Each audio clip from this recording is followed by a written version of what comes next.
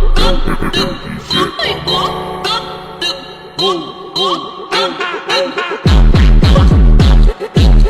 बहुत स्वागत है आप सभी लोगों का इस अमेजिंग से सेशन के अंदर।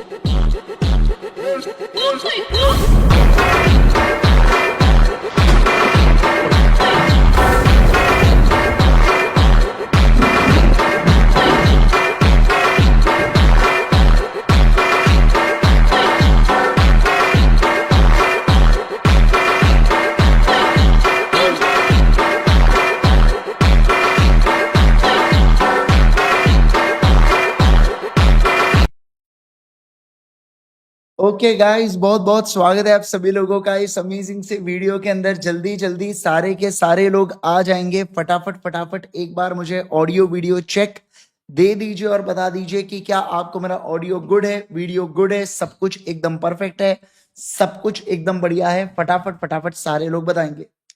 All good, all perfect, all amazing. Okay okay okay, yes yes yes yes. आज आपकी अकाउंट्स की क्लास नहीं हुई थी, ठीक है ना। सर ने वैसे मैसेज भी डाला था, जो हमारा जो बच्चे एनरोल कर लेते हैं बेटा, उन लोगों के लिए एक डेडिकेटेड टेलीग्राम ग्रुप होता है। उस ग्रुप के अंदर सर ने मैसेज डाला था। पर आपको जो बच्चे यूट्यूब पर देख रहे होंगे, मैं आपको बता दूं कि आज आपकी क्लास नहीं थी, बट हो सकता है बाद में आपकी क्लास हो जाए करके कंपनसेट कर लिया जाए, ठीक है। ओके चलो आ जाओ सारे लोग, कम ऑन एवरीवन। दोस्तों मैं अगर बात करूं, आपके साथ बहुत बहुत स्वागत है। सीए फाउंडेशन का हमारा बैच चल रहा है बेटा। 18 मार्च से बैच हमारा स्टार्ट हुआ है। इस बैच को एनरोल करने के लिए आपको ultimatec.com पे विजिट करना है। वहां पे आप चाहे तो इंडिविजुअल कोर्सेज या कॉम्बो, कॉम्बो मतलब जिसके अंदर चारों सब्जेक्ट्स आते हैं, आप उसको एनरोल कर सकते हैं। ये इस बैच के कुछ कुछ खास चीजें हैं बेटा, जो आपको एनरोलमेंट के साथ मिलती है। हमारे बहुत ही अमेजिंग रिजल्ट्स रहते हैं। चाहे सीए फाउंडेशन की बात हो, इस बार सीए फाउंडेशन के अंदर जनवरी 25 के जो रिजल्ट्स आए थे बेटा, बहुत ही अमेजिंग रिजल्ट्स आए थे हमारे। हमारी जो टॉपर है उसने 80 मार्क्स स्कोर किए थे। 80 मार्क्स के 2 टॉपर है, एक और है जिसका नाम है निजा। वो इसके अंदर आपको भी नजर नहीं आ रही है क्योंकि अपडेटेड मेरे पास फ्लायर, मैंने इसको अपडेट नहीं किया, बट जो अपडेटेड फ्लायर है उसके अंदर 2 80 मार्क्स स्कोरर बच्चे रहे हैं, राइट। ओके दोस्तों, अब मैं अगर बात करूं आपके साथ, तो कल हम लोगों ने क्या पढ़ा था। कल सर हम लोगों ने फीचर्स को कंप्लीट किया था। जितना हमको याद है ना सर, हम लोगों ने कल फीचर्स को कंप्लीट किया था। अपना पहला फीचर सर पहले ही दिन कंप्लीट हो गया था। फिर अपन ने कल कंप्लीट किया था सर परपेचुअल सक्सेशन से स्टार्ट किया था। परपेचुअल सक्सेशन में क्या पढ़े थे हम लोगों ने? परपेचुअल सक्सेशन में पढ़े थे कि मेंबर्स जो होते हैं ना, सभी लोग ध्यान देना बेटा, मेंबर्स जो होते हैं ना, वो मेंबर्स आते जाते रहते हैं। मेंबर्स जो होते हैं वो आते जाते रहते हैं, बट कंपनी चलती रहेंगी क्या? यस। मतलब किसी भी मेंबर के डेथ या इंसॉल्वेंसी कंपनी के कंटिन्यूटी के ऊपर कोई फर्क या कोई असर गिरता है क्या? नहीं सर, नहीं गिरता है। अगला सर, फिर हम लोगों ने पढ़े थे लिमिटेड लाइबिलिटी के बारे में। सर ये जो लिमिटेड लाइबिलिटी है, ये लिमिटेड लाइबिलिटी क्या कहता है? सर लिमिटेड लाइबिलिटी का फीचर बेसिकली ये कहता है आपके साथ कि अगर कोई कंपनी है, कंपनी अगर लिमिटेड बाय शेयर है, तो उस केस के अंदर मैक्सिमम कितनी लाइबिलिटी होने वाली है? Up to unpaid amount on the value of share. इसका मतलब सर, अगर 1000 रुपए का शेयर है और 700 रुपए पेड अप है, तो मैक्सिमम कितना पैसा बुलाया जा सकता है? मैक्सिमम 300 रुपया बुलाया जा सकता है। दूसरा सर, अगर लिमिटेड बाय गारंटी है, तो इस केस के अंदर मेंबर्स की जो लाइबिलिटी है ना, वो कब होती है? At the timing of winding up होती है। और कितनी मैक्सिमम लाइबिलिटी होती है? जितना सर उन्होंने अमाउंट गारंटी का किया है ना, उतनी मैक्सिमम लाइबिलिटी होती है। इसके अलावा सर फिर आता है अनलिमिटेड कंपनी। अनलिमिटेड कंपनी के केस में जो मेंबर्स की लाइबिलिटी है, ये अनलिमिटेड होती है at the timing of winding up. ध्यान रखना क्या होता है, बोलो जल्दी से। सर यहाँ पे लाइबिलिटी अनलिमिटेड तभी होंगी जब कंपनी का वाइंडिंग अप हो रहा है। मतलब सर कंपनी जिस समय चल रही है, उस समय कंपनी की लाइबिलिटी लिमिटेड ही होती है, पर बंद होने के बाद अनलिमिटेड आती है। फिर सर हमने आर्टिफिशियल पर्सन के बारे में पढ़ा था। सर आर्टिफिशियल पर्सन के बारे में हम लोगों ने क्या पढ़ा, बोलो जल्दी से। सर हमने ये पढ़ा कि कंपनी जो है ना, वो अपनी कंपनी जो है वो प्रॉपर्टीज को अपने ओन नाम पर ले सकती है क्या? बिल्कुल बिल्कुल ले सकती है। सर कंपनी को क्या अब जेल या शादी कंपनी कर सकती है? नहीं सर, कंपनी को कंट्रोल किया जाता है ह्यूमन एजेंसी डायरेक्टर्स के द्वारा।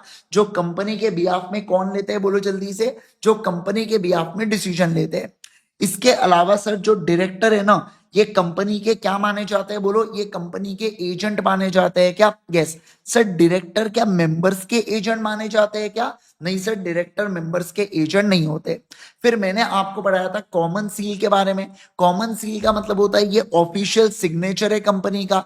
2015 में अमेंडमेंट आया था जिसने कॉमन सील को ऑप्शनल कर दिया था।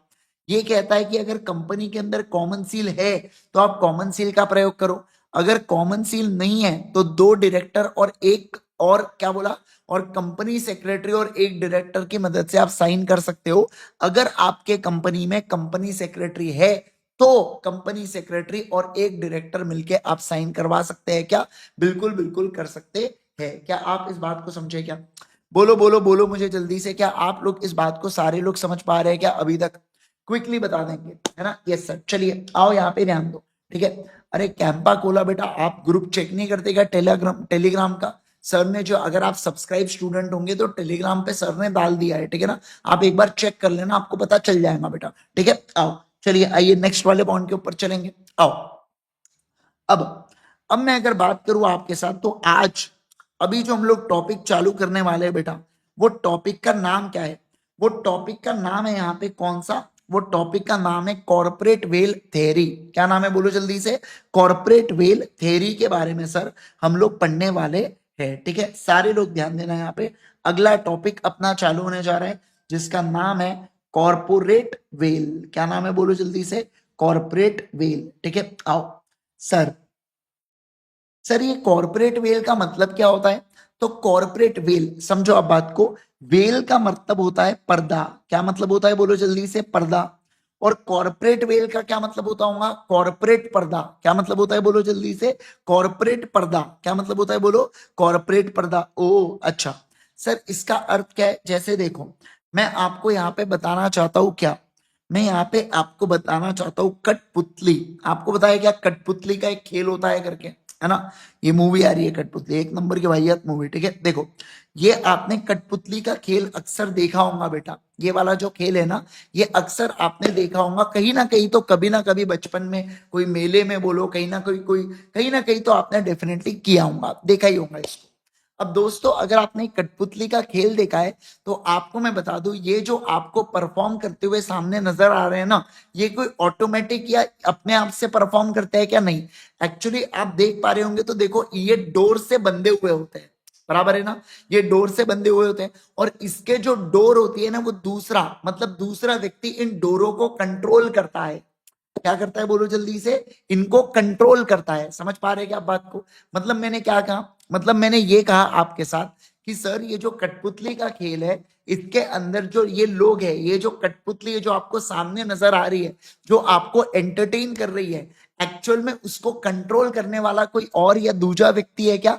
यस सर, उसको कंट्रोल करने वाला कोई दूजा व्यक्ति है, बराबर है क्या? यस। ठीक उसी प्रकार से समझना, आप ध्यान देना यहाँ पे। ठीक उसी प्रकार से अगर मैं कहूं आपके साथ, इसी प्रकार से सेम होता है कंपनी के अंदर भी। क्या होता है कि कंपनी के अंदर जो सामने बात करने वाले जो है ना, आपको सामने आउटसाइडर को ऐसा लगता है कि कंपनी के साथ वो कॉन्ट्रैक्ट कर रहे हैं, बट एक्चुअल में कंपनी को कंट्रोल कौन करते हैं? आप सभी लोगों को पता है, कंपनी को डायरेक्टर्स लोग, मेंबर्स लोग, ये लोग कंट्रोल करते हैं कंपनी के अफेयर्स को। किसको बोलो जल्दी से? कंपनी के अफेयर्स को। तो जो डायरेक्टर होता है वो एक्चुअल में कंपनी को चलाता है, बट सामने ऐसा नजर आता है कि कंपनी कॉन्ट्रैक्ट कर रही है आउटसाइडर के साथ। क्या आप समझ पा रहे हैं? जैसे देखो, मैं अगर कहूंगा आपके साथ कि मेरा क्या हुआ है, मेरा ओ जनरल वालों के साथ कॉन्ट्रैक्ट हुआ है। अब मेरा ओ जनरल के साथ कॉन्ट्रैक्ट नहीं, एक्चुअली वहां पे ओ जनरल में एक मैनेजर काम करते हैं, मेरा उनके साथ कॉन्ट्रैक्ट हुआ कि मैं तुमको 2 लाख रुपए दूंगा, तुम घर पे मेरे 5 एसी भिजवाना। समझ पा रहे हैं आप बात को? पर बोलते वक्त मैं क्या बोलूंगा, मेरा कॉन्ट्रैक्ट कंपनी के साथ हुआ है। तो हमको फेस में क्या नजर आ रहा है? सभी लोग बोलो सर, हमको फेस पे नजर आ रहा है कि हमारा जो कॉन्ट्रैक्ट है वो किसके साथ हो रहा है? कंपनी के साथ हो रहा है। किसके साथ हो रहा है बोलो? कंपनी के साथ हो रहा है। ओके, है ना, कंपनी के साथ हो रहा है। किसका? हमारा कॉन्ट्रैक्ट। बट एक्चुअल में उन कॉन्ट्रैक्ट्स को पीछे से कौन कंट्रोल कर रहा है बेटा? डायरेक्टर्स लोग या मेंबर्स लोग कंट्रोल कर रहे हैं। मतलब मैं ऐसा बोल सकता हूं कि डायरेक्टर लोग जो है ना, वो कंपनी के बिहाफ में कॉन्ट्रैक्ट में एंटर करते हैं आउटसाइडर के साथ। मैं बोल सकता हूं क्या? यस। लेकिन अगर कल चल के कोई भी लाइबिलिटी आई, तो वो लाइबिलिटी किस पे आएंगी? डायरेक्टर पे, मेंबर पे, कि कंपनी पे? सर, जितनी भी कॉन्ट्रैक्ट से रिलेटेड लाइबिलिटीज होती है ना, ये पूरी की पूरी आती है किसके ऊपर सर? ये पूरी की पूरी आती है कंपनी के ऊपर। ये लाइबिलिटी किसके ऊपर नहीं जाती? ये लाइबिलिटी डायरेक्टर के ऊपर नहीं जाती, डायरेक्टर्स के ऊपर नहीं जाती लाइबिलिटी। ऐसा मैं यहां पे कह रहा हूं। इसका मतलब ये है सर कि कंपनी के बीच में, मेंबर्स और डायरेक्टर्स और कंपनी के बीच में एक पर्दा होता है जिसे कॉर्पोरेट वेल कहा जाता है। क्या कहा जाता है? Corporate veil. सर, मैं ऐसा बोल सकता हूं क्या कि corporate veil is an extension of the concept separate legal entity? बोल सकते हो। सेपरेट लीगल एंटिटी भी तो यही था ना, जहां पे कंपनी जो होती है बेटा, वो क्या, वो मेंबर से अलग होती है। कंपनी अलग और कंपनी को बनाने वाले अलग अलग लोग होते हैं। यही तो है। हम सेम चीज यहाँ पे यही बोल रहे हैं कि कंपनी और उसको बनाने और चलाने वाले दोनों लोग अलग अलग है। ठीक है ना? दोनों के बीच में क्या होता है? एक लीगल पर्दा होता है। ये भली कंपनी को कंट्रोल करते हो, बट कोई भी कॉन्ट्रैक्ट के अंदर लाइबिलिटी किसकी रहने वाली है सर? कोई भी कॉन्ट्रैक्ट के अंदर जो लाइबिलिटी है ना, वो मेंबर्स की आने वाली है क्या? नहीं सर, वो केवल और केवल कंपनी की आने वाली है। किसके आने वाली है बोलो जल्दी से? वो केवल और केवल कंपनी की आने वाली है। समझ गए क्या? क्या सारे लोग इस बात को जल्दी से मुझे बताएंगे? आप क्या इस बात को समझ पा रहे हैं क्या? क्विकली क्विकली मुझे चैट के अंदर यस चाहिए बेटा। सभी लोग फटाफट जवाब देंगे, चैट के अंदर यस जवाब देंगे। ठीक है? यस, बोलो बोलो बोलो जल्दी से। हाँ, जो बच्चे टेलीग्राम में ज्वाइन नहीं हो पाए और उन्होंने एनरोल कर लिया है बैच को, तो मैं आपको बताऊंगा आपको कैसे टेलीग्राम के ऊपर ज्वाइन होना है। क्लास के एंड में मैं बताऊंगा, जाने से पहले मुझे एक बार याद दिलाना आप। ठीक है? ओके, क्या आपको इतनी बातें समझ में आई है क्या क्लास की? ओके सर, एकदम बढ़िया से समझ में आ गया।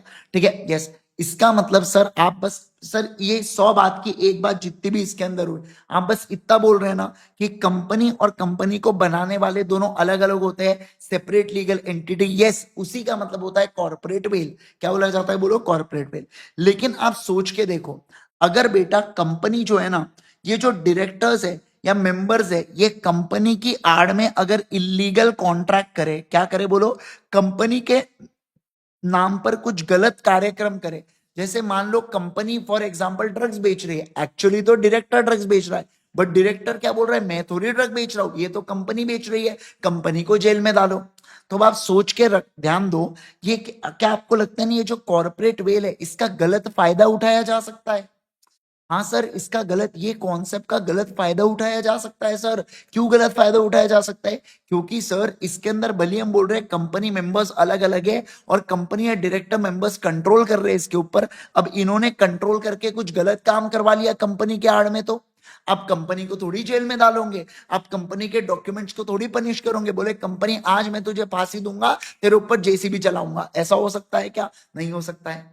तो इसलिए कभी कभार कॉन्सेप्ट ऐसा कहता है कि कभी कभार ये कॉर्पोरेट वेल को हम क्या कर सकते हैं? लिफ्ट कर सकते हैं। क्या कर सकते हैं बोलो? उठा सकते हैं। पर्दा उड़ गया तो मॉइस्चर नहीं उड़ेगा, पर्दा उड़ गया तो कंपनी और मेंबर्स एक हो जाएंगे और फिर मेंबर्स लोग लायबल रहेंगे कंपनी के एक्शन के लिए। समझे क्या? जैसे मान लो मैंने एक कंपनी ओपन किया, IG sir panipuri private limited. मैं इस कंपनी के थ्रू ड्रग्स बेचता हूं बेटा। अब जब पुलिस मुझे पकड़ने आई तो मैंने कहा मैं नहीं हूं, कंपनी लायबल है, कंपनी के आजू बाजू जेल बना दो। ये क्या बात हो गई? तो लॉ कहता है आपने कुछ ऐसी उटपटांग हरकतें की तो हम ये कॉर्पोरेट वेल को हटा देंगे, और आईजी सर जो आप इसके पीछे और कंपनी है, हम दोनों को एक मान लेंगे। और एक मानने के बाद ऑब्वियस सी बात है, आईजी सर इस ड्रग्स के लिए रिस्पॉन्सिबल रहने वाले हैं क्या? बोलो जल्दी से। हाँ सर, आईजी सर इस ड्रग्स के लिए रिस्पॉन्सिबल रहने वाले हैं। मतलब सर, मेरा कहने का बहुत ही सिंपल सा तात्पर्य है, बोलो जल्दी से क्या मेरा कहने का बहुत ही सिंपल सा तात्पर्य है ये कि सर कुछ ऐसे सिचुएशन आ सकती है जिसके अंदर क्या हो सकता है, जिसके अंदर कॉर्पोरेट वेल को लिफ्ट किया जा सकता है। क्या किया जा सकता है? कॉर्पोरेट पर्दे को उठा दिया जाता है, सेपरेट, समझना बात को, सेपरेट इसको क्या किया जा सकता है, कंपनी और इसको एक माना जा सकता है। समझे क्या आप बात को? कंपनी और फॉर्म करने वाले मेंबर्स को एक माना जा सकता है। समझे आप बात को, है ना? यस, चलिए आइए, आओ आओ आओ आओ, देखो मैं क्या कह रहा हूं, कॉन्सेप्ट ध्यान देंगे सारे लोग एकदम बढ़िया से। देखो, कॉर्पोरेट वेल का मतलब होता है ऐसा legal concept whereby company is identified separately from the members of the company. देखो क्या बोला, कॉर्पोरेट, इसका मतलब क्या होता है? कॉर्पोरेट वेल का मतलब होता है ऐसा लीगल कॉन्सेप्ट जिसके अंदर कंपनी जो है ना वो अलग होती है, किससे? मेंबर से अलग होती है। ओके, अब the term corporate veil refers to the concept that members of company, देखो क्या, are shielded from the liability connected to the company's action. मतलब कंपनी जो कॉन्ट्रैक्ट में एंटर कर रही है और जो भी लाइबिलिटी आने वाली है उसके लिए whole and sole company will be responsible. क्या उसके लिए मेंबर्स रिस्पॉन्सिबल होंगे क्या? नहीं सर, उसके लिए मेंबर्स रिस्पॉन्सिबल नहीं होते हैं। Okay, if company incurs any debts या contravenes any laws, corporate wealth concept implies that members should not be liable for those error. in other words, यहाँ पे corporate insulation होता है, मतलब कि कंपनी के एक्शन से मेंबर्स आर नॉट कंसर्न्ड। समझे आप बात को? मेंबर्स को कोई फर्क नहीं पड़ता है। ये सेम चीज बेटा एक एक केस लॉ के अंदर इन्होंने बताया है। केस लॉ का नाम है सैलोमैन वर्सेस सैलोमैन एंड कंपनी लिमिटेड। ये बहुत अच्छा केस लॉ है, क्लासिक केस लॉ है जो आपको ध्यान रखना है। मैंने आपको बता चुका हूं ऑलरेडी, अपने को सिर्फ सीए फाउंडेशन में नाम को ध्यान रखना होता है, उसके अंदर क्या क्या हुआ उस कथा कहानी को ध्यान रखने की जरूरत है क्या? नहीं सर, नहीं है। ठीक है, अब मैं आपको इस केस लॉ को पहले समझाता हूं कि इस केस लॉ के अंदर हुआ क्या था, और फिर मैं आपसे कुछ सवाल पूछूंगा, आप मुझे उसका जवाब देना। ठीक है, सारे लोग ध्यान दीजिएगा, यहाँ पे ध्यान दो। ठीक है, आओ देखो, यहां पे मैं बात करूंगा किसके बारे में? सैलोमैन के बारे में। किसके बारे में बोलो? सैलोमैन के बारे में। ओके, अब देखो सर, ये जो सैलोमैन है ना, सैलोमैन ने क्या किया? सैलोमैन ने एक कंपनी बनाया। क्या किया बोलो? एक कंपनी बनाया। कंपनी का नाम क्या दिया? सैलोमैन एंड कंपनी लिमिटेड, इस कंपनी का नाम दिया। ठीक है, ओके।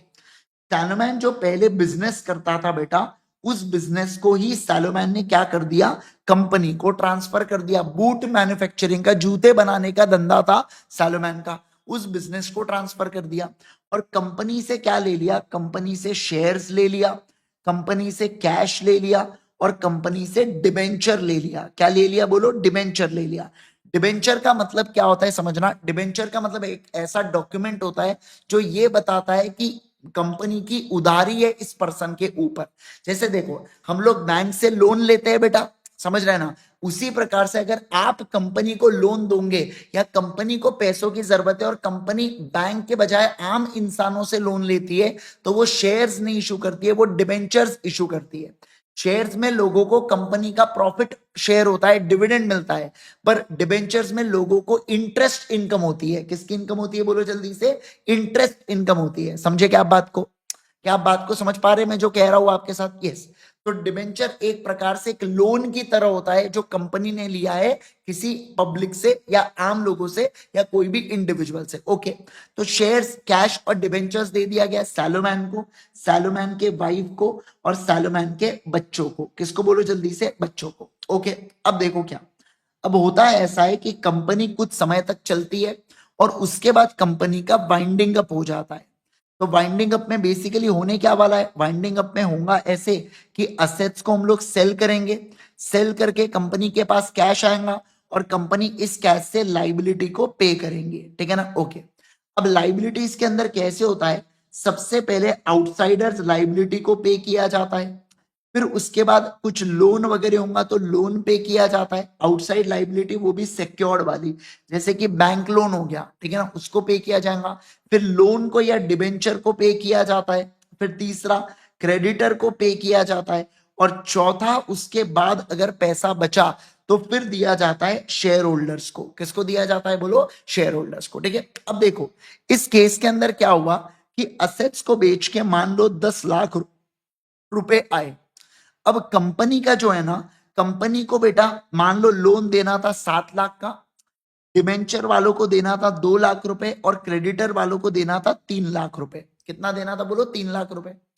तो अब लॉ के अनुसार क्या होगा?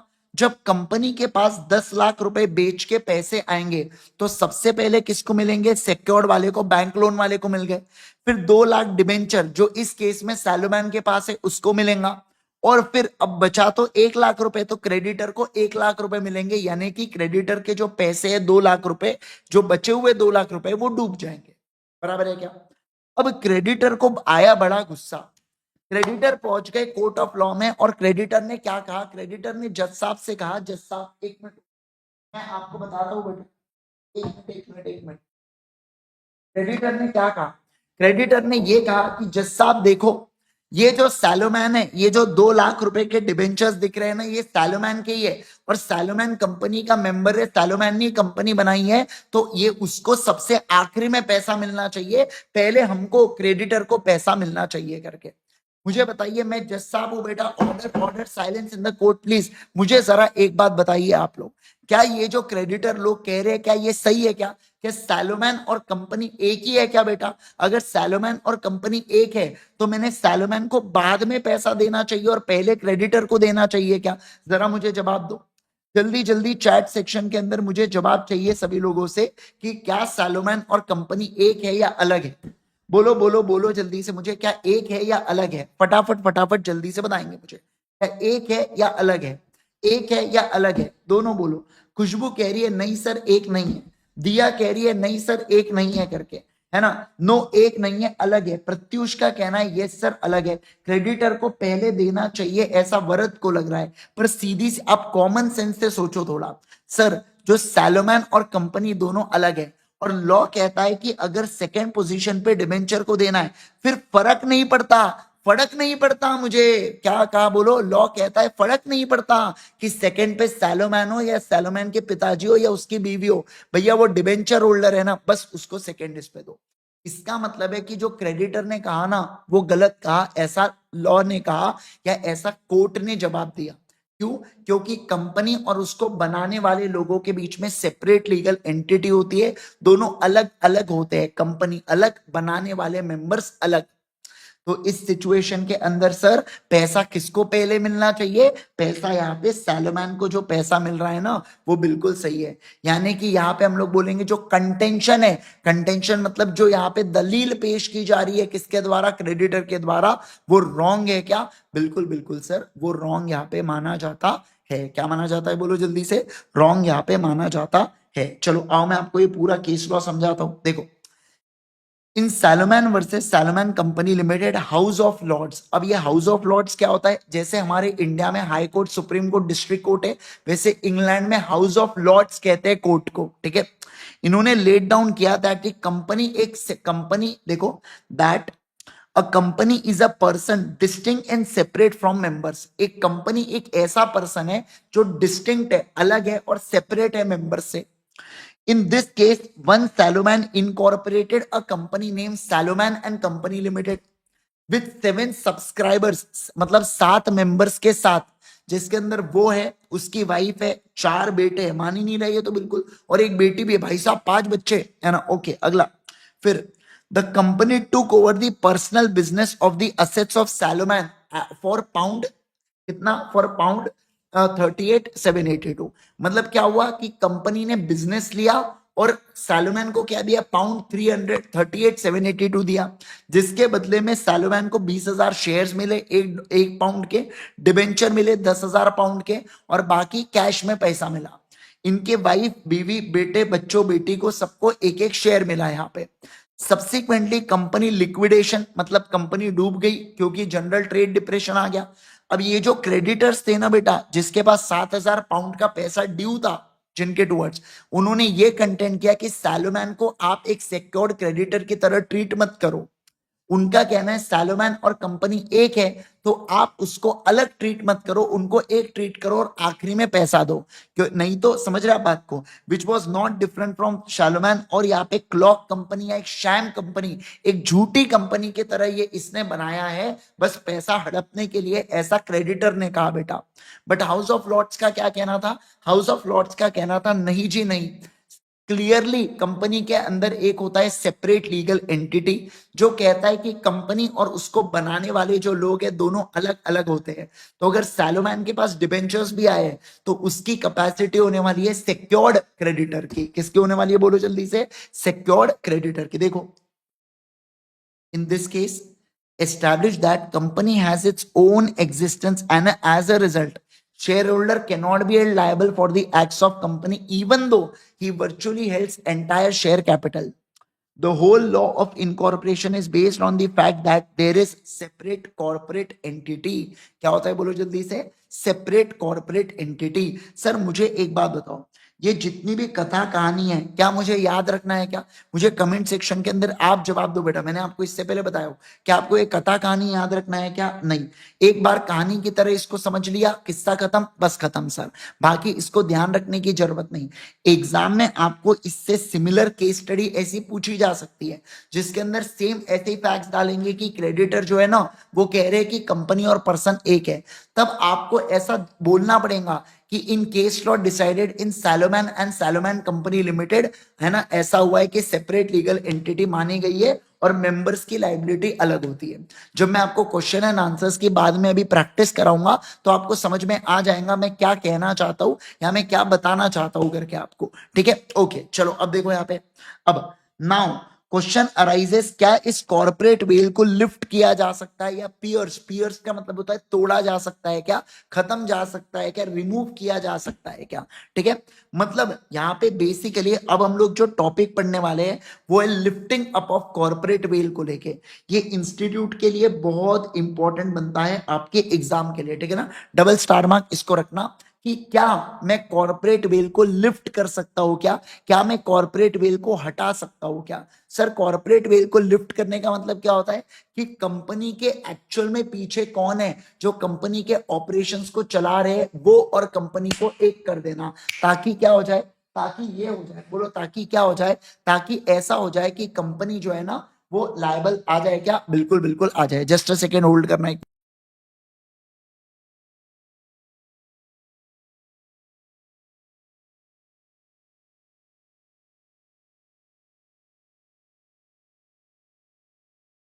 ओके, तो मैंने क्या कहा, तो मैंने कहा कि एक्चुअल में कंपनी के पीछे कौन है उसको देखना। क्या देखना बोलो जल्दी से? एक्चुअल में कंपनी के पीछे कौन है उसको देखना। एक्चुअल में कंपनी के पीछे कौन है उसको देखना सर, उसे बोला जाता है क्या? Lifting up of corporate well. क्या बोला जाता है बोलो? Lifting up of corporate well इसे कहा जाता है। ठीक है, okay sir. Sir lifting of corporate well को एक बार मैं आपको कॉन्सेप्ट में पहले समझा देता हूं। देखो यहाँ पे इसका मतलब क्या हुआ, इसका मतलब ये हुआ सर कि देखो हमको पता है कि कंपनी और जो बनाने वाले मेंबर्स है ना, ये कंपनी और मेंबर्स के बीच में क्या होता है? कॉर्पोरेट वेल होता है। ठीक है, इसके कारण ही मेंबर्स कंपनी के एक्शन के लिए लायबल होती है क्या? नहीं सर, कंपनी मेंबर्स के एक्शन के लिए लायबल नहीं होती है। लेकिन सर अब क्या हुआ, अब हम इस कॉर्पोरेट वेल को ही लिफ्ट कर रहे हैं, हम उस कॉर्पोरेट वेल को ही हटा दे रहे हैं। मतलब मुझे बताइए कंपनी के एक्शन के लिए क्या अब मेंबर्स की लाइबिलिटी होंगी क्या? हाँ सर, अब मेंबर्स की लाइबिलिटी होंगी। क्या कहा मैंने बोलो? हाँ सर, मेंबर की लाइबिलिटी होंगी। समझ गए क्या? बोलो जल्दी से मुझे, क्या आप इस बात को समझ गए क्या? फटाफट फटाफट जल्दी जल्दी बोलेंगे, क्विकली क्विकली बोलेंगे। Are you able to understand मैं जो कहने जा रहा हूं आपको? समझ में आया आपको बातें? क्या इतनी बातें एब्सोल्युटली क्लियर क्लियर है सभी लोगों को कि पहले अपन ने पढ़ा कॉर्पोरेट वेल का कॉन्सेप्ट, अब मैं आपको पढ़ा रहा हूं कि उस कॉर्पोरेट वेल को लिफ्ट करने का कॉन्सेप्ट, कि कुछ ऐसे केसेस है जहां पे कोर्ट ऑफ लॉ क्या कर सकती है सर? कॉर्पोरेट वेल को उठा सकती है, कॉर्पोरेट वेल को लिफ्ट कर सकती है, जिसके बारे में हम लोग पढ़ेंगे। तो देखो कॉर्पोरेट वेल की थ्योरी क्या कहती है, वेरी इंपॉर्टेंट, लाल पॉइंट से मांगते हैं। देखो, lifting up of veil means looking behind the company as a legal person. Sir company जो है ना उसके आगे देखना, उसके परे देखना, that is disregarding the corporate entity and paying regard instead to realities between behind the legal facade। मतलब बोला जा रहा है कि ये जो कॉर्पोरेट एंटिटी का ये जो पर्दा है ना इसको बस खत्म कर देना। क्या कर देना? खत्म कर देना। एक्चुअल में इसके पीछे कौन है, एक्चुअल में रियलिटीज में इसके पीछे कौन है सर, उसको देखना सर हम लोग वो चाहते हैं। Okay, where court ignore the company and concerns themselves directly with the member या मैनेजर। देखो क्या बोला यहाँ पे, जो कोर्ट के पास पावर होता है lifting up of corporate well का, तो कोर्ट क्या करता है, इग्नोर करता है किसको, कंपनी को as a separate legal entity ignore करते हैं, और वो डायरेक्टली कंपनी मेंबर्स या मैनेजर्स को एक मान लेते हैं। मैनेजर्स मतलब डायरेक्टर्स को मैनेजर्स जनरली बोला जाता है, क्योंकि वो कंपनी को मैनेज करते हैं, ठीक है, ओके।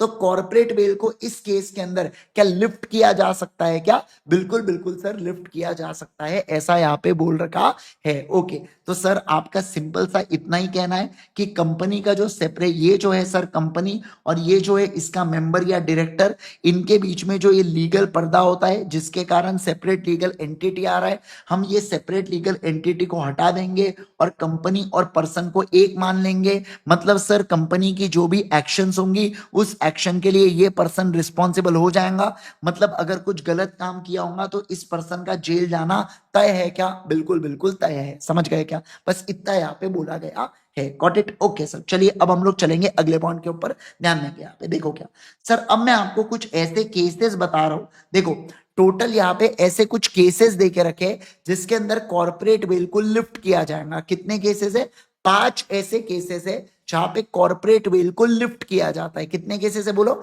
5 ऐसे केसेस है जहां पे कॉर्पोरेट वेल को लिफ्ट किया जाता है, ठीक है। आओ एक एक केस को अपने को पढ़ना है, बट उससे पहले आ जाएंगे सभी लोग, टॉपिक डालो, है ना, टॉपिक लिखो जल्दी से, कॉर्पोरेट वेल, फटाफट टॉपिक डालो और लिखना स्टार्ट करो, और लिखना स्टार्ट करो, जल्दी जल्दी लिखना स्टार्ट करो।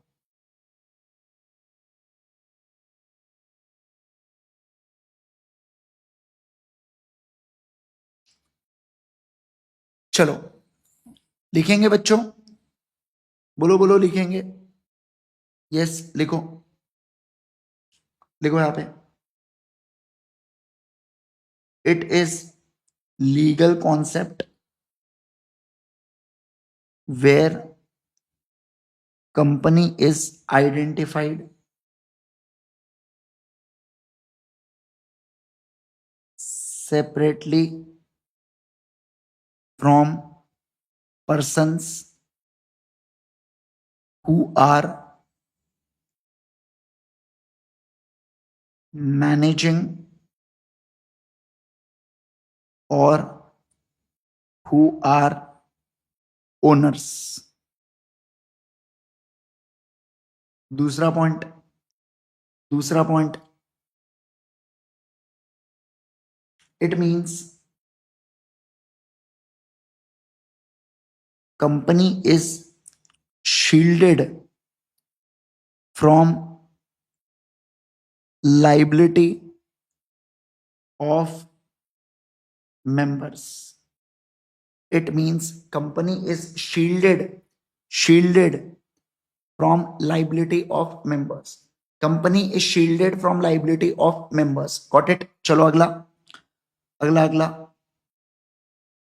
Case law, case law, Salomon versus Salomon company limited. अगला, फिर lifting up of corporate veil, lifting up of corporate veil, लिखो इसके अंदर, it means disregarding, it means disregarding corporate entity, it means disregarding corporate entity and paying regard, and paying regard, and paying regard to actualities, to actualities या realities behind legal facade, behind legal facade।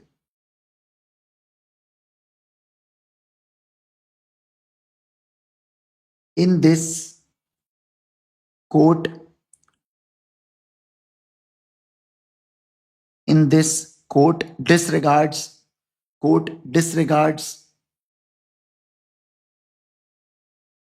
company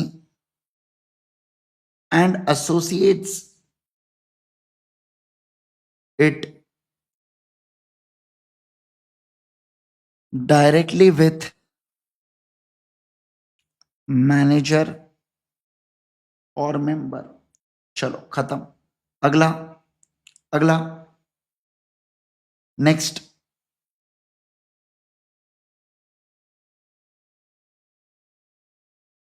cases where corporate veil shall be lifted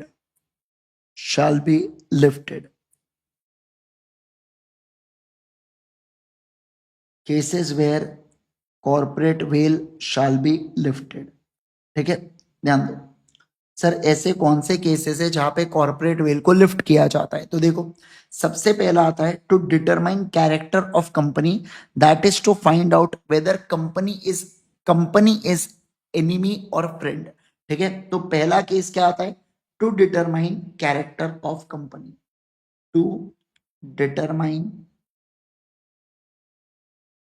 character of company, that is friend और enemy, friend और enemy, friend और enemy. ठीक है, आओ चलो अब इस बात को मैं आपको समझाता हूं। सर ये क्या कह रहा है? इसके अंदर एक केस लॉ आने वाला है जो आपको ध्यान रखना है, जिसका नाम है Daimler and company versus Continental Tyre and Rubber company. ठीक है, अब इस केस लॉ के अंदर क्या हुआ, मैं पहले आपको वो समझाता हूं, एंड देन फिर उसके बाद मैं आपको जब इसको रीड कराऊंगा तो आपको बहुत अच्छी क्लैरिटी मिल जाएंगे। ठीक है, देखो इस केस लॉ के अंदर क्या हुआ था, समझना बात को। देखिए सर, एक कंपनी है जिसका नाम क्या है बेटा? जिसका नाम है डेमलर एंड कंपनी। क्या नाम है बोलो जल्दी से? डेमलर एंड कंपनी इस कंपनी का नाम है। ठीक है, ओके सर, इस कंपनी के अंदर जो है ना 99 जर्मन्स थे और 1% जो था वो इंग्लैंड का था। किसका था बोलो? 1% इंग्लैंड का था। क्या अभी तक सारे लोगों को ये बातें क्लियर? यस, बेसिकली मैं बात कर रहा हूं इंग्लैंड की और जर्मनी की। सर इंग्लैंड के अंदर एक कंपनी बनी, उस कंपनी का नाम था डेमलर एंड कंपनी, और जिसमें से 99% कौन थे? जर्मन्स थे। और सर एक कौन था बोलो? एक इंग्लिशमैन था, एक इंग्लैंड का व्यक्ति था। ओके, अब सर ये जो कंपनी है ना, इस कंपनी ने क्या बेचा? इस कंपनी ने माल बेचा, गुड्स बेचा बेटा। किसको? दूसरे कंपनी को। और ये दूसरे कंपनी का नाम है Continental Tyre and Rubber Company. क्या नाम है बोलो? Continental Tyre and Rubber Company दूसरी कंपनी का नाम है। Continental Tyre and Rubber Company माल बेचा, और ये जो माल बेचा, ये जो गुड्स बेचा ना बेटा, ये गुड्स क्रेडिट पे बेचा। किस पे बेचा बोलो जल्दी से? ये गुड्स क्रेडिट, क्रेडिट का मतलब क्या होता है? उधार पर गुड्स को बेचा। क्रेडिट पे गुड्स को बेचा, उधार पे गुड्स को बेचा। ओके, अब समझो होता क्या है। और सर कितना समय का क्रेडिट पीरियड है? 1 महीने का क्रेडिट पीरियड है। ठीक है ना, तो आप ऐसा समझो कि यहां पे दिया गया और 1 महीने बाद क्या होने वाला है? 1 महीने बाद Continental Tyre and Rubber company को, डेमलर एंड कंपनी को पैसे देना पड़ेगा। तो इसी बीच में क्या हो जाता है? जर्मनी और इंग्लैंड के बीच में वर्ल्ड वॉर हो जाता है। क्या हो जाता है बोलो जल्दी से? वर्ल्ड वॉर हो जाता है। World war, WW, world war हो जाता है, वॉर हो जाता है, जिसके चलते इंग्लैंड के लिए जर्मन्स लोग एलियन एनिमी हो जाते हैं। क्या हो जाते हैं बोलो? Alien enemy. और एलियन एनिमी के साथ अगर कोई भी आपके कॉन्ट्रैक्ट हो रहे हो तो आप नहीं कर सकते वॉर के समय। इसका यही मतलब हो गया कि आप अपने एनिमी को पैसा दे रहे, बोले इस पैसे से गोला बारूद खरीद और हम ही को डिस्ट्रॉय कर, है ना। तो इसलिए लॉ कहता है कि अगर आपका कोई एनिमी बन जाता है, अगर आपका एनिमी कब बनता है? जब उस कंट्री के साथ अपना वॉर चल रहा हो। जैसे मान लो फॉर एग्जांपल इंडिया का किसी कंट्री पी के साथ वॉर चल रहा है, एग्जांपल, ठीक है ना। ये कहानी की सारी घटनाएं काल्पनिक है, वास्तव जीवन से कोई संबंध नहीं है। वास्तव जीवन से संबंध पाया गया तो मात्र संयोग कहा जाएगा। तो वो कंट्री पी के कितने भी लोग जो है ना बेटा, वो सारे लोग अपने लिए क्या हो जाएंगे? एलियन एनिमी हो जाएंगे। क्या हो जाएंगे बोलो? Alien enemy. और हम उनके साथ कॉन्ट्रैक्ट नहीं कर सकते, और अगर कोई एग्जिस्टिंग कॉन्ट्रैक्ट है तो वो पोस्टपोन कर दिए जाते हैं। क्या कर दिए जाते हैं बोलो? वो पोस्टपोन कर दिए जाते हैं। वो फ्यूचर डेट के ऊपर आप कर पाओगे जब आपका क्या कंप्लीट हो जाएगा? जब आपका वॉर एंड हो जाएगा। ठीक है, ओके। अब वर्ल्ड वॉर हो गया। अब जब ये जो डेमलर एंड कंपनी है ये गई कंटिनेंटल टायर के पास, भाई पैसे दे दे, 1 महीना पूरा हो गया, भाई पैसे दे दो, कंटिनेंटल टायर है ना जूस पिला दो मौसम्बी का, उसी भाई पैसा दे दो, है ना, क्रेडिट पीरियड ओवर हो गया। तो ऐसे सिचुएशन के अंदर ये जो कंपनी है बेटा, इसने मना कर दिया, इसने कहा जा, नहीं देता पैसे, तू है एनिमी, तू है दुश्मन, जानी दुश्मन, नहीं दूंगा पैसे, गोली से भून दूंगा। ऐसा मैंने नहीं कहा, ऐसा Continental Tyre and Rubber company ने कहा। डेमलर कंपनी ने कहा कैसी बातें कर रहा है भाई, मैं भी इंग्लिश कंपनी हूं, देख मैं भी इंग्लैंड के अंदर ही इनकॉर्पोरेट हुई हूं, देख मुझे देख, चेहरा क्या देखता है, समझ रहे आप बात को, है ना, देख मुझे देख, देख मेरे चेहरे पे लिखा हुआ है कि मैं इंग्लिश कंपनी हूं करके। ये बात जाती है कोर्ट ऑफ लॉ के अंदर, और उस जमाने की बात है बेटा, मैं जज था, है ना, order order silence in the court please, है ना, पूर्ण जन्म की बात है बेटा। इसके अंदर क्या हुआ, इसके अंदर ऐसा हुआ कि सर डेमलर कंपनी बोलती है कि मैं तो इंग्लिश कंपनी हूं, ये कंटिनेंटल टायर रबर कंपनी कहती है नहीं, ये कौन सी कंपनी है, नहीं सर ये एनिमी कंपनी है, ये जर्मन की कंपनी है। मैंने पूछा तुम कैसे बोल सकते हो Continental Tyre and Rubber Company, तो Continental Tyre and Rubber Company कहती है सर चेहरा क्या देखते हो, दिल में उतर कर देखो। तो जब मैंने दिल में उतर कर देखा तो मैंने पाया कि इसके अंदर 99 जर्मन्स थे, और एक कौन था बेटा, और एक इंग्लिश पर्सन था। इसमें कंपनी में बेटा, कंपनी की बात कर रहा हूं मैं, ठीक है। तो इस सिचुएशन के अंदर हम इसको क्या क्लासिफाई करेंगे, हम इसको क्लासिफाई करेंगे, बोलो जल्दी से, हम इसको क्लासिफाई करेंगे जर्मन कंपनी। क्या क्लासिफाई करेंगे, बोलो राजा, जर्मन कंपनी हम लोग इसको क्लासिफाई करेंगे क्या, बिल्कुल बिल्कुल सर, इसे हम लोग क्या क्लासिफाई करेंगे, बोलो जल्दी से, जर्मन कंपनी इसे क्लासिफाई कर दिया जाता है, डन, यस। और अगर ये जर्मन कंपनी है, इसका मतलब क्या हुआ है कि कंपनी और इनके लोगों के बीच में जो पर्दा था, उस पर्दे को हमने क्या किया, हमने मतलब कोर्ट ने उस पर्दे को हटाया, क्योंकि हमें कैरेक्टर देखना था कंपनी का, आखिर कंपनी दुश्मन है या दोस्त है। जब वो देखने के लिए हमको क्या करना पड़ता है सर, पर्दे को उठाना पड़ता है। क्या करना पड़ता है, बोलो बेटा, पर्दे को उठाना पड़ता है। बेटा इतनी तो आवाज क्लियर आ रही है रियान, क्या माइक ऊपर कर, क्या करूंगा माइक ऊपर करके, कुछ भी बातें करते फालतू, चलो ध्यान दो इधर, चलो। तो अगर हमको कैरेक्टर को देखना है कंपनी के कि कंपनी एनिमी है या फ्रेंड है, तो इस सिचुएशन के अंदर हम लोग क्या कहेंगे सर, हम लोग कहेंगे कि सर यहाँ पे lifting up of corporate well होता है क्या, हाँ सर बिल्कुल बिल्कुल होता है, होता है क्या, बोलो जल्दी से, हाँ सर बिल्कुल बिल्कुल होता है, ठीक है। देखो यहाँ पे in law relation to trading with enemy, कब बोल रहा है, बोलो जल्दी से, trading with enemy, there is a test of control which is adopted. The leading case in this point is Daimler and Company. If the public interest is not likely to be geopardy, geopardy का मतलब होता है public interest की, आम लोगों के interest की ऐसी तैसी मत कराओ। कोर्ट क्या कर सकता है सर, कोर्ट की इच्छा रख सकती है कि अगर पब्लिक की ऐसी तैसी हो रही है तो हम कॉर्पोरेट वेल को लिफ्ट कर देंगे। क्या कर देंगे, बोलो जल्दी से, कॉर्पोरेट वेल को लिफ्ट कर देंगे। देखो, इट में rent the well in ascertaining the company is enemy company, मतलब रेंट का मतलब होता है इग्नोर करना। तो कोर्ट जो है वो इग्नोर करेगा कॉर्पोरेट वेल को, ये देखने के लिए कि कंपनी एनिमी कंपनी है या कंपनी एनिमी कंपनी नहीं है, बस उस चीज को देखने के लिए, ठीक है, okay. It is true that unlike a natural person, company does not have mind या कॉन्सेंस, मतलब सोल वोल नहीं है उसको, तो therefore it is it cannot be friend or foe. However, it may be characterized as enemy company if the affairs, affairs का मतलब होता है business, business are under the control of people of enemy country. मतलब क्या कि company का अपने आप में कोई स्टेटस नहीं होता, लेकिन इस कंपनी को कंट्रोल करने वाले जो लोग है ना बेटा, अगर वो लोग एनिमी कंट्री से बिलोंग करते हैं तो गड़बड़ हो जाएंगी क्या, यस। लेकिन मुझे सारा एक बात बताओ, मेरे मन में एक डाउट आ रहा है, मुझे जवाब देना सर। अगर कंपनी के अंदर, क्या कह रहा हूं मैं, बोलो, कंपनी के अंदर अगर 99% इंग्लिश होते और 1% जर्मन होते, तो अभी भी क्या आप इसको एनिमी कंपनी बोलते क्या बेटा, मुझे बताइए, इस केस लॉ के अंदर क्या अभी भी इसको एनिमी कंपनी बोलते क्या?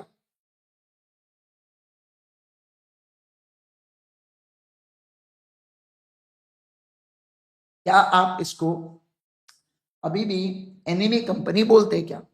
लॉजिकली सोच के बताना मुझे कि क्या आप इसको अभी भी एनिमी कंपनी बोलते जिसके अंदर 99% इंग्लिश होते और 1% जर्मन होते। नहीं सर, इस केस के अंदर हम लोग नहीं बोलते सर, नहीं बोलते हम लोग, है ना। हम लोग नहीं बोलते सर। क्यों नहीं बोलते? क्योंकि सर इसको कंट्रोल करने वाले तो अंग्रेजी वाले ही लोग हैं ना, तो इंग्लिश लोग ये, तो इस कंपनी को इंग्लैंड कंपनी ही बोलते हैं अपन लोग। ऐसा यहाँ पे मैं कहना चाह रहा हूँ। Got it? सभी लोगों को जल्दी से बोलो मुझे, क्या आपको ये बात समझ में आई क्या? फटाफट पहला पॉइंट आपको एब्सोल्युटली क्लियर है क्या? Yes sir. चलो देखो फिर यहाँ पे लिखो, यहाँ पे coat,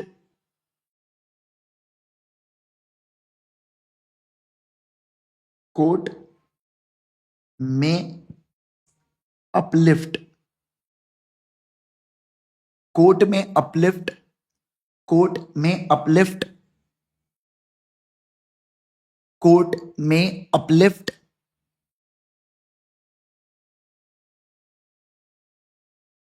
corporate veil so as to determine whether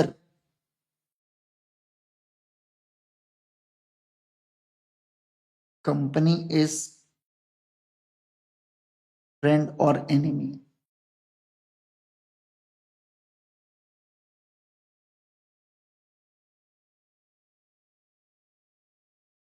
Corporate whale, corporate whale, corporate whale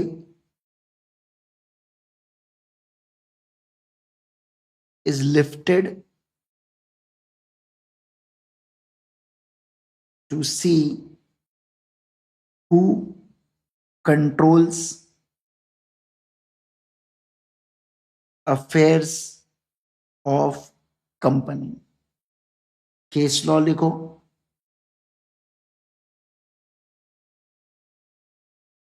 Daimler Company versus Continental Tyre and Rubber Company, Daimler Company versus Continental Tyre and Rubber Company, Daimler Company versus Continental Tyre and Rubber company.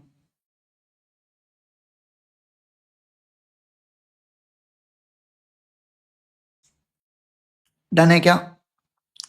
बोलो जल्दी से, done है क्या? Yes. चलिए, क्या मैं अगले point पे चलूं? फटाफट फास्ट एकदम सेकेंड पॉइंट के ऊपर चले हम लोग। यस, चलो सेकेंड पॉइंट के ऊपर चलेंगे। सेकेंड पॉइंट क्या कहता है? सेकेंड पॉइंट कहता है to protect tax and revenue. क्या बोल रहा है? बोलो जल्दी से। सेकेंड पॉइंट कहता है to protect tax and revenue. मस्त लिखो, प्यारा प्यारा एकदम बढ़िया। टू डिटरमाइन नहीं, to protect tax slash revenue, to protect tax slash revenue. ठीक है सर। सेकेंड पॉइंट कह रहा है to protect tax slash revenue के बारे में बातचीत यहाँ पे कर रहा है। सारे लोग ध्यान देना, यहाँ पे क्या कह रहे जा रहा हूं मैं, क्या बातचीत में यहाँ पे आपके साथ कर रहा हूं। ठीक है, आओ दोस्तों। अब सर ये to protect tax and revenue का मतलब क्या होता है? सुनो सुनो सुनो, ध्यान दो। देखो मैं आपको यहाँ पे आता हूँ लेके, और ये केस लॉ पहले समझाता हूँ। Dinshaw Maneckji Petit versus commissioner of income tax के बीच में हुआ है ये। ठीक है ना? किसके बीच में? अरे यार स्क्रीन क्यों स्टक हो गई है मेरी?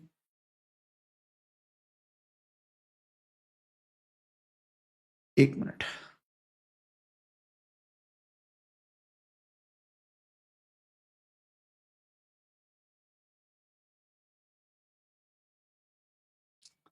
चलो आ जाओ, ध्यान दो। क्या बोला यहाँ पे? To protect revenue slash tax के बारे में यहाँ पे बातचीत की जा रही है। ठीक है, फोकस करना, सारे लोग ध्यान देना। मैं आपको ये केस लॉ समझा रहा हूँ, केस लॉ की मदद से आपको ऑटोमेटिक ध्यान में आ जाएगा। ठीक है, देखो सर ये पर्सन है, पर्सन का नाम क्या है बेटा? पर्सन का नाम है दिनशा मैनेजी पेटिट। क्या नाम है बोलो? Dinshaw Maneckji petit. Okay sir, अब ये दिनशा मैनेजी पेटिट का क्या है? दिनशा मैनेजी पेटिट की बेटा जो इनकम है ना, वो इनकम कितनी है मैं बताऊं आपको। इनकम है 10 लाख रुपए। कितनी इनकम है बोलो? 10 लाख रुपए। और आप ऐसा अज्यूम करो कि अभी इनकम में इनकम टैक्स क्या चल रहा है? इनकम टैक्स ऐसा चल रहा है कि 0 से 3 लाख तक इनकम है तो 10% का टैक्स, और अगर आपकी 3 लाख के ऊपर है तो 20% का टैक्स। तो उस हिसाब से मुझे सारा एक बात बताइए, इस इनकम के ऊपर कितना टैक्स लगेगा? इस इनकम के ऊपर सर 2 लाख रुपए टैक्स लगेगा। अब एक्चुअली जो टैक्स रेट होता है वो अलग होता है और कैलकुलेशन भी अलग होता है। ये आप सीए इंटर लेवल पर पढ़ोगे, बट अभी चीजों को कैलकुलेशन को आसान रखने के लिए मैंने यहाँ पे आपको डायरेक्ट कैलकुलेशन दे दिया कि 3 लाख से नीचे की इनकम है तो 10% का टैक्स, ऊपर की इनकम है तो 20 लाख का टैक्स। ठीक है ना? यस। अब ये जो दिनशा मैनेजी पेटिट है, इसकी इनकम किससे आती है? इसकी इनकम शेयर के डिविडेंड से आती है, इसकी इनकम रेंट से आती है। ऐसे अलग अलग तरीकों से इसकी इनकम आती है। क्या अभी तक सभी लोगों को बातें क्लियर है क्या? जल्दी से बताइए मुझे, क्या सभी लोगों को इतनी बातें क्लियर है क्या? हाँ बोलो तो फिर मैं आगे बढ़ू। ठीक है? यस। ओके। अब देखो क्या, अब दिनशा मैनेजी पेटिट क्या सोचता है? ये सोचता है यार मुझे 10 लाख कमाने पर 2 लाख रुपए का टैक्स देना पड़ रहा है, कितना ज्यादा बर्डन हो रहा है मेरे ऊपर कि मेरे को 10 लाख कमाने के लिए 2 लाख रुपए टैक्स देना पड़ रहा है। तो ऐसा क्या करूं जिससे क्या हो जाए? ऐसा क्या करूं जिससे मेरा टैक्स कम हो जाए? क्या हो जाए बोलो जल्दी से? ऐसा क्या करूं जिससे मेरा टैक्स कम हो जाए? ऐसा कौन सोच रहा है? ऐसा सोच रहा है दिनशा मैनेजी पेटिट। कौन सोच रहा है? दिनशा मैनेजी पेटिट। फिर उसको ध्यान आता है कि कंपनी की सेपरेट लीगल एंटिटी होती है और इसका मतलब है हर एक कंपनी अपने आप में सेपरेटली टैक्स होता होगा। तो वो क्या करता है? वो 3 कंपनीज बना देता है। और 3 कंपनी में कैसा करेगा बताओ? मान लो कुछ खुद के शेयर्स जिसके ऊपर डिविडेंड आते थे वो ट्रांसफर कर देता है और इस कंपनी के शेयर्स ले लेता है। फिर इनको कुछ प्रॉपर्टी ट्रांसफर कर देता है और इनसे शेयर ले लेता है। समझ रहे आप बात को? ताकि क्या हो जाए कि इस कंपनी की मान लो 2.5 लाख रुपए की इनकम, इस कंपनी की 2.5 लाख रुपए की इनकम, इसकी 2.5 लाख रुपए की इनकम और खुद की 2.5 लाख रुपए की इनकम। समझे क्या बात को? खुद की 2.5 लाख की इनकम, ये सब मिला के 10 लाख हुए। बस इसने 10 लाख को डिस्ट्रीब्यूट कर दिया बराबर से। अब सर कंपनी के पास जब 2.5 लाख की इनकम आई तो झूठ मूठ का लोन बता देते हैं। किसको? झूठ मूठ का लोन बताते थे दिनशा मैनेजी पेटिट को, जो कभी रीपेबल नहीं होने वाला है। अब इसका मतलब क्या हुआ समझो? ये सारा कांड करके हुआ क्या सर ये बताओ? देखो सर 2.5 लाख के ऊपर 10% का ही टैक्स बैठेगा, मतलब 25,000 रुपए। 25,000 रुपए इसका टैक्स, इसका टैक्स, इसका टैक्स, इसका टैक्स, मतलब सब मिला के दिनशा मैनेजी पेटिट को कितना टैक्स पे करना पड़ रहा है? 1 लाख रुपए ही पे करना पड़ रहा है। क्योंकि इनकम किससे कम है? देखो 3 लाख रुपए से कम है। 3 लाख तक 10% ही लगता है। ये कंपनी एक सेपरेट लीगल एंटिटी है, ये भी है, ये भी है और ये खुद तो ही है। तो इसलिए अब इसने इसकी इनकम क्या कर दिया? इसने इनकम तो उतनी ही है पर टैक्स कम कर दिया। क्या? यस सर, ये कंपनी को बनाने का पर्पज ही इसका यही था। क्या था? कि मैं बनाऊंगा तो कंपनी का पर्पज यही था कि टैक्स की चोरी करना, टैक्स को छुपाना, टैक्स को चुराना। क्या करना बोलो? टैक्स की चोरी करना, टैक्स को छुपाना, टैक्स को चुराना, ये इसका पर्पस था। जब ये बात कमिश्नर ऑफ इनकम टैक्स को पता चली तो वो इनके खिलाफ, दिनशा मैनेजी पेटिट के खिलाफ कोर्ट ऑफ लॉ में गया। और कोर्ट ऑफ लॉ क्या कहता है? कोर्ट ऑफ लॉ कहता है कि अगर कोई पर्सन कंपनी को इसलिए बनाता है ताकि वो टैक्स की या गवर्नमेंट के रेवेन्यू की क्या कर सके? ऐसी तैसी कर सके, तो टैक्स या रेवेन्यू को प्रोटेक्ट या बचाने के लिए कंपनी के कॉर्पोरेट वेल को लिफ्ट किया जा सकता है। मतलब सर यहाँ पे इनके बीच में जो कॉर्पोरेट वेल है, इस कॉर्पोरेट वेल को कोर्ट जो है वो क्या कर देगा सर? वो डिसअलाउ कर देगा और कहेगा कि ये चारों एंटिटी एक ही है। मतलब 10 लाख रुपए की पूरी इनकम दिनशा मैनेजी पेटिट की और उसको 20% के हिसाब से 2 लाख रुपए टैक्स भरना पड़ेगा। बाबू क्या आप बात को समझे? बोलो बबुआ, क्या आप बात को समझ रहे हैं? क्या मैं जो कह रहा हूं आपके साथ जल्दी से बोलिए। क्या ये पूरा पूरा केस लॉ आप समझे जो मैंने कहा? यस। तो सर इस केस लॉ का सिंपल सा अर्थ है, अगर कोई व्यक्ति टैक्स की चोरी करने के लिए कंपनी बनाता है तो उस केस में कंपनी के कॉर्पोरेट वेल को उठा देंगे, सब लोगों को एक मान लेंगे और सीधा ठोक देंगे इनकम टैक्स उस पर्सन के ऊपर। ठीक है? ओके चलो देखो, देखो सारे लोग ध्यान देना है यहाँ पे। क्या? In certain matters concerning the law of taxes, duties, stamps, particularly where question of controlling interest is an issue। देखो क्या बोला यहाँ पे सर? इन पर्टिकुलरली ऐसे टैक्स लॉज जिसके अंदर टैक्सेस, ड्यूटी, स्टैम्प्स की बात आ रही है, जहां पे कंट्रोलिंग इंटरेस्ट की बात आ रही है, तो कॉर्पोरेट वेल को यूज किया जाता है टू इवेड, इवेड या सरकम, इवेड मतलब चोरी करना, सरकमवेंट का मतलब होता है कम करना, ठीक है, ओके। तो इस केस में कोर्ट क्या करेंगे, डिसरिगार्ड कर देंगी कॉर्पोरेट एंटिटी को।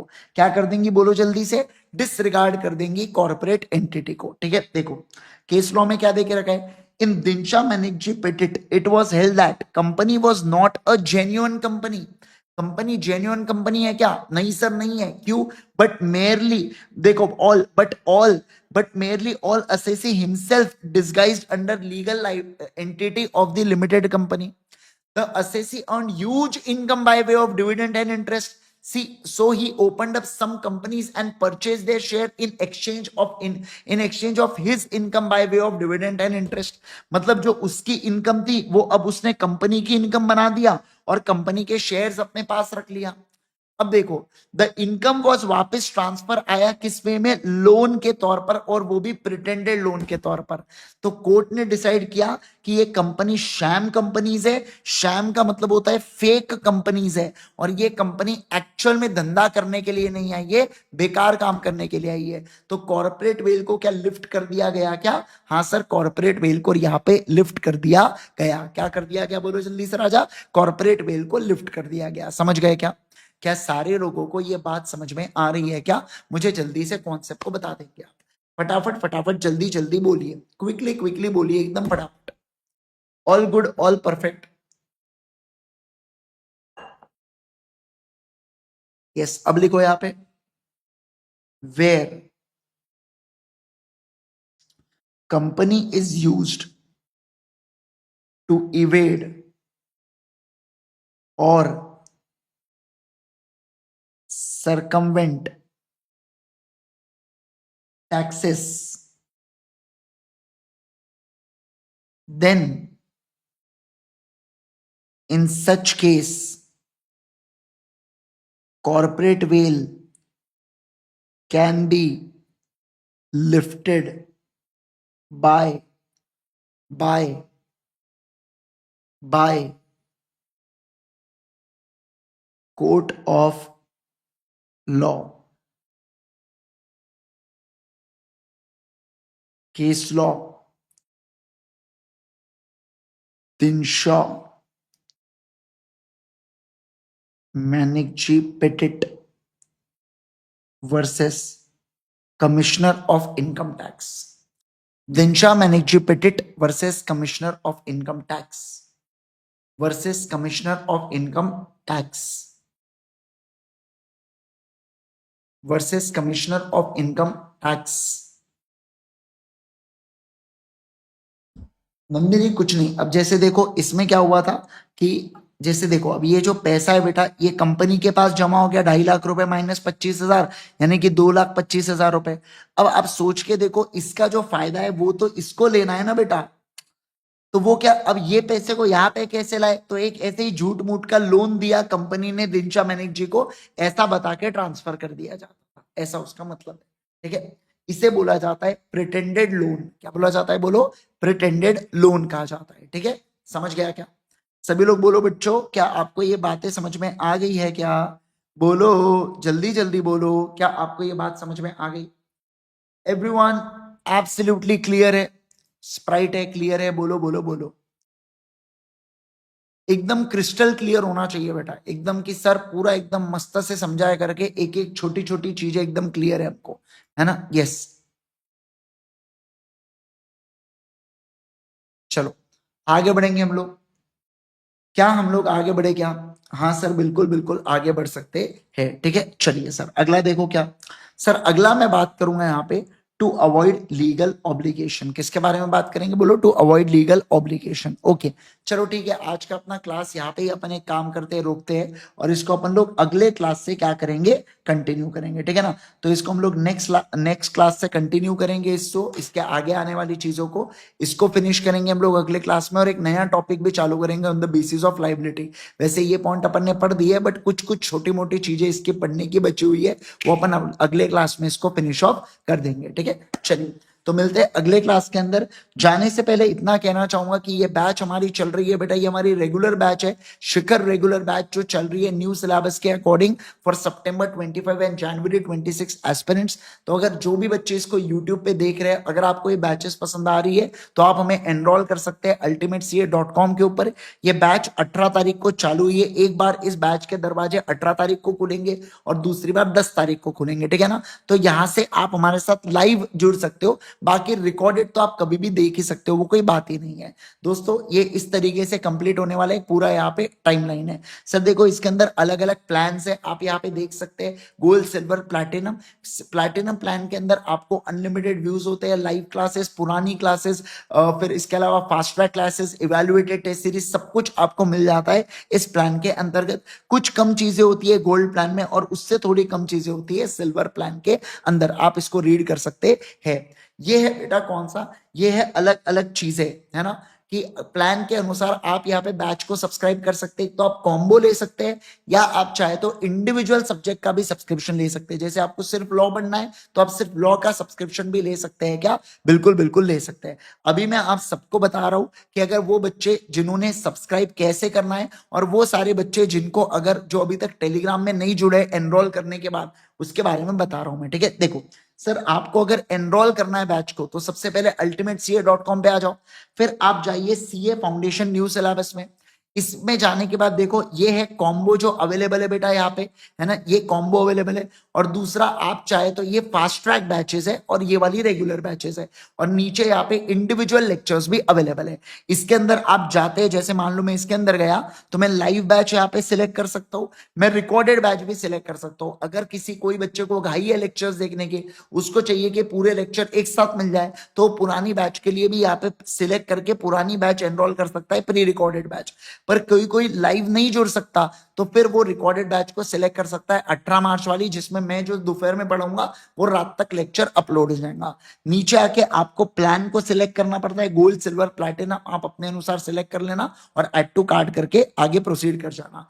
अब जिन बच्चों ने एनरोल कर दिया बट अभी तक वो टेलीग्राम ग्रुप पे नहीं है, तो आप यहाँ पे आ जाइए साइट के ऊपर, कॉन्टैक्ट अस के ऊपर जाइए और ये स्टूडेंट सपोर्ट फॉर्म आप फिल कर दीजिए। स्टूडेंट सपोर्ट, टेक्निकल फॉर्म मत डालना, स्टूडेंट सपोर्ट फॉर्म फिल कर देना, है ना। और इसके बाद आपको डेफिनेटली एक्सेस मिल जाएगा। वैसे जो बच्चे एनरोल करते हैं उनको टेलीग्राम के ऊपर पक्के से आपको मैसेज आया होगा, है ना, जो अल्टीमेट टीम आपको रीच करती है टेलीग्राम के ऊपर या व्हाट्सएप के ऊपर, तो व्हाट्सएप के ऊपर आपको मैसेज आया होगा जिसमें टेलीग्राम आईडीज दी होंगी। चाहे तो आप वो बच्चों से पूछ सकते हैं जिनको आया है ना टेलीग्राम आईडी, उनको भी व्हाट्सएप के ऊपर ही आया है, ठीक है ना। तो व्हाट्सएप के ऊपर आपको लिंक आती है, आप उसके ऊपर क्लिक करेंगे तो आप जुड़ जाएंगे ग्रुप के अंदर, ठीक है। चलिए, thank you so much once again everyone, bye bye everyone, take care everyone. Hope so lecture पसंद आया, लाइक जरूर करना, सबने लाइक करना है और कमेंट करके बताना आपको लेक्चर कैसा लगा। बाय।